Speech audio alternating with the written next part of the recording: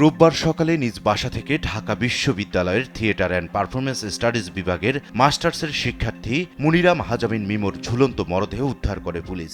মরদেহের পাশ থেকে পাওয়া চিরকুটে লেখা ছিল, সুদীপ স্যারকে 50,000 টাকা দিতে হবে। হানি আর সুদীপ স্যার ভালো থাকো, স্যারের দেয়া গিফটগুলো ফেরত দেয়া।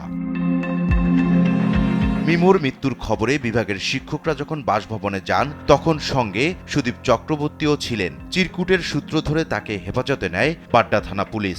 হেফাজতে নেওয়া হয় চিরকুটে উল্লেখিত অপর শিক্ষার্থী উম্মে হানিকেও। এদিকে মৃত্যুর খবরে ঢাকা মেডিকেল কলেজ হাসপাতালে জড়ো হন সহপাঠী ও শিক্ষকরা। এই ঘটনায় সুষ্ঠু তদন্ত ও বিচারের দাবি জানান তারা। এবং মিমো এই ধরনের একটা সিদ্ধান্ত নিতে পারে এটা আমরা ভাবতে পারি না।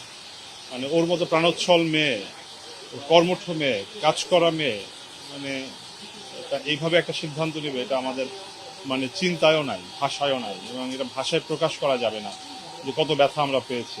আমরা এখনো মানতে পারছি না, কারণ ও ভীষণ সিরিয়াস স্টুডেন্ট, খুবই মানে প্রাণ চাঞ্চল্য ছিল ওর মধ্যে, ওর কোনো ভেতরে কোনো যন্ত্রণা। চিরকুটটি নিহতের হাতের লেখা কিনা তা পরীক্ষা নিরীক্ষা করে দেখা হচ্ছে বলেও জানিয়েছে পুলিশ। আমরা একটা চিরকুট পেয়েছি এবং সেগুলো সমস্ত কিছুই আমি এখন আর তদন্তের স্বার্থে আগাতে পারছি না, আপনার মানে কথা বলতে পারছি না। আমরা তদন্তের স্বার্থে কিছু জিনিস রাখছি আমাদের ভিতরে রাখছি, আমরা আগাচ্ছি, এগুলোর সূত্র ধরে আমরা আগাচ্ছি কিছু। সন্ধ্যায় তদন্ত শেষে মিমোর মরদেহ তার গ্রামের বাড়ি মাদারীপুরে নিয়ে যাওয়া হয়।